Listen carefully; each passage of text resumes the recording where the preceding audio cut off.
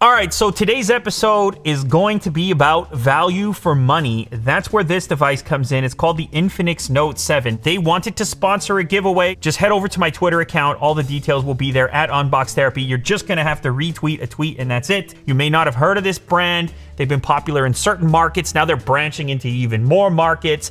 This is a smartphone that's around $200. $200. Now, value for money, it's become way more competitive these days. People are always hitting me up with suggestions. Please feature this phone. I have this much to spend on a smartphone. I'm in this particular country. Believe it or not, Unbox Therapy, it's a global audience. And so it's becoming harder and harder to figure out how to find that right cost to performance.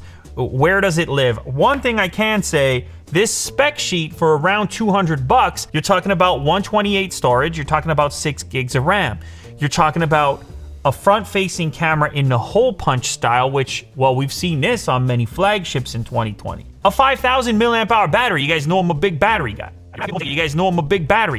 I love a big battery, and I was actually a bit disappointed to see some of the flagships this year stay around the same battery capacity. I'll take 5,000 if I can get it. Thank you very much, sir. It's also got Android 10, 16 megapixels on the front, 48 megapixels over on the back. Now, you can't get any Snapdragon love for this kind of price point. You got to adjust the expectations, as I've told you in the past, relative to the price point of the device that you're looking at, but you do get a Helio G70 processor. And now, another interesting thing they've done on this device, they put the fingerprint scanner over on the side, and that is the look. Well, let's go ahead and zoom in real quick. It's a bluish, tealish kind of geometric thing going on. You have a quad camera layout in a circular fashion. We've seen something similar from other brands in the past. The whole thing has a fairly premium vibe to it. Bottom of the device is going to have your USB port, and yes, it's even going to keep a headphone jack, believe it or not.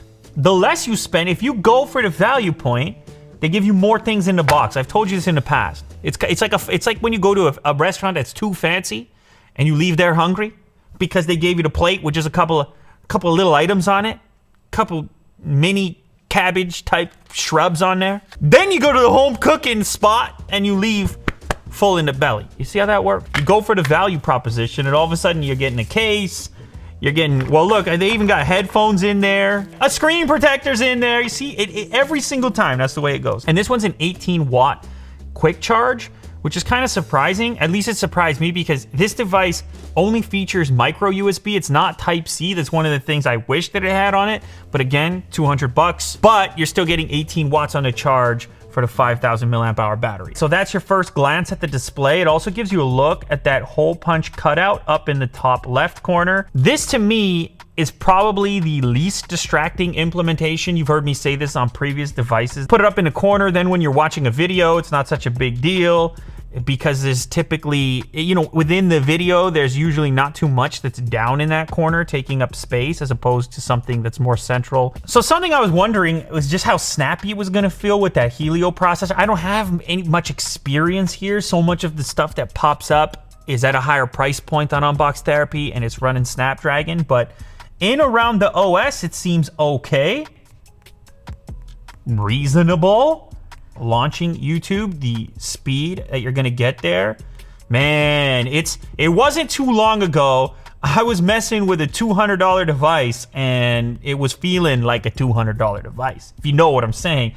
Not so much anymore. Fully scaled up, so now you can get a better idea of this hole punch style cutout and how that looks for a full screen video. And also I want to test out the audio real quick. World's most expensive, most premium toaster. It's a whole different concept for how to toast bread, treat bread. And then I said, you know, the only way to really analyze this thing, what could be the world's most expensive toaster, is to put it up against the standard inexpensive toaster. This is a Proctor Selects Traditions. I just bought this at the Canadian Tire for $30. Honestly, that was what a fun video. What a fun video. Blew my mind. World's most expensive toaster. You gotta go check that one out. Yeah, it's not the loudest speaker. This is the theme of the video. It's value for money. It's $200. You can't expect to have $1,000 performance. It'll do the trick. So there's also a face unlock feature built in. It's gonna be optical from the front camera. I'm kind of curious about it, so I'm gonna give it a try. I like the fact that they give you the option right away to skip the lock screen and go straight into the OS. Some manufacturers make you dive into the settings menu after the fact, but this is the way I prefer it for speed. Oh, that's not bad. That's pretty quick, actually. You guys see that? Hold up. That's pretty quick. Pretty fast face unlock, all things considered. Now, what about the fingerprint? So that one's in. Let's give this one a shot. Oh, wow. Hold up. That's very fast. Wait, let me use the wrong finger. Nothing. Very fast. Those are some impressive features at this price point. Okay, let's go ahead and snap some photos on here.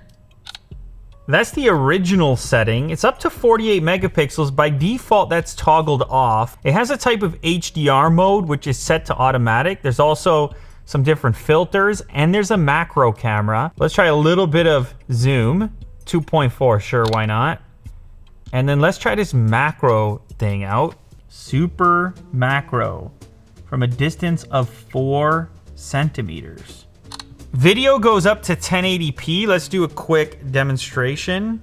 Okay, we are recording in 1080p right now. The video and audio that you're hearing is via the device, the Infinix Note 7. This is the trusty remote that has now been the model for the last couple of weeks. All right, so what can we say about this device? Well, it's obviously a player in the value for money space around $200 if that's the budget that you're currently looking in. It also has meaning for the entire marketplace, as I mentioned earlier, pushing these types of features into more hands, giving people at different price points access to things like the hole punch display, 5,000 milliamp hour battery. You add in there what I tested out with the fast face unlock and the fast fingerprint unlock, and it's actually kind of surprising what you can do right now, what you can get right now at this type of price point. So if you didn't know about Infinix before this video, you definitely know about them now, and you certainly will know about them if you happen to win one of these Infinix Note 7s for yourself.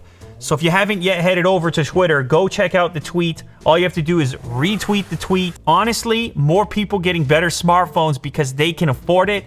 That's a cool thing to me. You let me know down in the comments. Do you think that's an impressive package for the money? If this was available in your region, would you be interested in picking it up? And also, since Unbox Therapy is such a global audience, I'm curious and want to know from you guys, is there a brand I've never featured on a channel before that you want to see up next? Let me know that down in the comments as well.